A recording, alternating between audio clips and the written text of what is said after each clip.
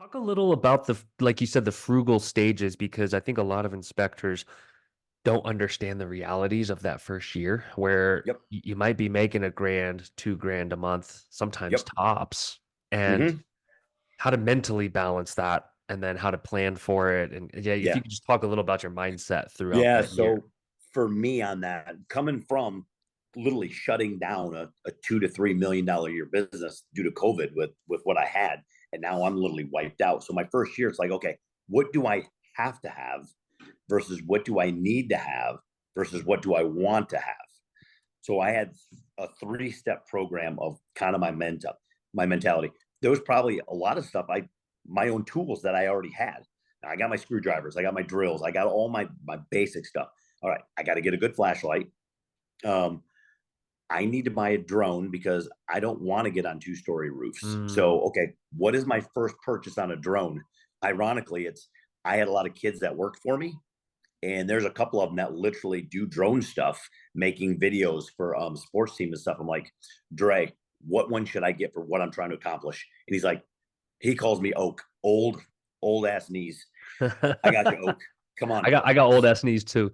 Yeah, that's because I used to play dodgeball with all the kids, so they all call me Oak.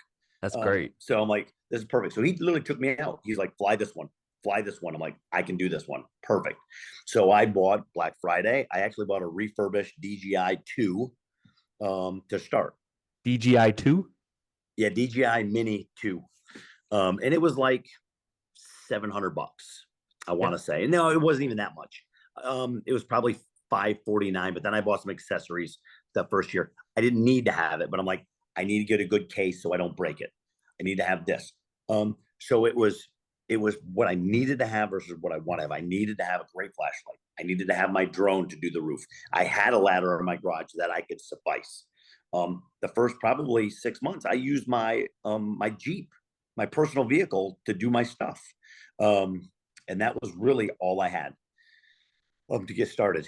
And then I would use my phone, and then I was able to afford an iPad to right. work my way up. But it's by the OtterBox case, so I don't break it, Right. because if I break it, then I'm out, and now I got bigger issues.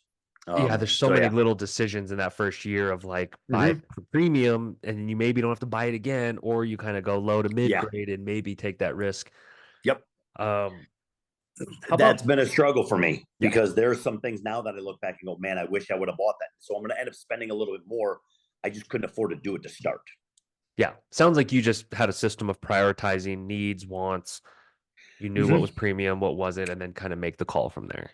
Yeah. Yeah. Basically. And I mean, honestly, I sold some of my stuff that I had in my garage on Facebook Marketplace to break up the capital to be able to buy this, and doing little things. So yeah. Smart, very smart. How about the meeting the agents part? Can you talk a little about Yep. your approach in 2022, how you met those first couple agents that you weren't married to? Yeah. No, you're right. 2022, it was really difficult because every agent has their person. Sure. So really, when I started doing inspections, it was probably August, September of 2022.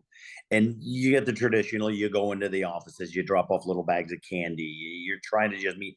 I network in my community. There is, where I'm at in Georgia, there's Ackworth Connections. They meet every Wednesday at 12 o'clock at a Center Street Tavern. And it's all a bunch of industries, but there's 30, 40, 50 people come in. Oh, it's just like it's like a formal networking group, like for the Yeah, area. it's formal, but it's informal. I mean, you can come and go as you want. I know there's one just north of me in Cartersville, Georgia, that is kind of a formal every Wednesday morning at 8:30. So I found local networking groups that I could go to that weren't a lot of money, and I was consistent every day, going in, or every week going in, no matter what. So everybody saw me, What was the and format I of those picked. networking groups? Was it kind of just like people take turns like sharing stories or like what? No, most of them are here in Georgia. It's you it Cartersville starts at 8 o'clock. From 8 to 8:30, it's just open forum networking. Everybody's just kind of talking, and then at 8:30, you sit down and you'll get like a 30-second elevator speech. And so you just, hey, this is who I am. This is what I do. This is what's going on in my industry. Kind of little things. So that was my first from August 2022 to the beginning of 2023. That was my approach, and I still do those of that same thing every day, or every week. But I've added to that. to really kind of get farther along. It was my first 6 months. It was, what do I even have? Right. And then 2023 was, okay, I know what I have, but how do I run the business? And now 2024, I'm like, okay, I know what I have. I know how to run my business. And now let's just attack it every day. And it's working so far. So did you meet any agents in those initial networking groups, or I someone that did. knew an agent and then that did it Yeah. lead to a few jobs? Yep. It led to a handful. I probably did the first year. I want to say I did probably 6 to 8 a month, maybe just under. Some months, some a little better, some a little Yeah. worse. So baby steps. So yeah, and it was finding what they like. 2023, I actually did something different that I don't even know how I stumbled across it. If it was like ideas between my wife and I just talking, but I get these notebooks on Amazon. They were like 5 by 7 notebooks with like 20 or 30 pages in them, and then I would get a printout of. I'd get a label made with my caricature that you've seen, with my QR code on it. That's going to be a problem, and I would put them on there. So every Saturday and every Sunday, I would take within probably 8 miles of my house. I would get the list of all the open houses, and I would go drop those notebooks off at the open houses for agents. Say, hey, you know you're going to have buyers come in. Here's notebooks for them. You can give them as a thank you or a thanks for coming in. They can take notes while they're at the house. But I was meeting agents that way. And that's been huge for me. I've picked up a lot of people just doing that. Hey, you might not need me today. And I tell them, I don't want to be your top home inspector. If I can be one of your three, if you ever have a problem, you need to call. Hey, what's this?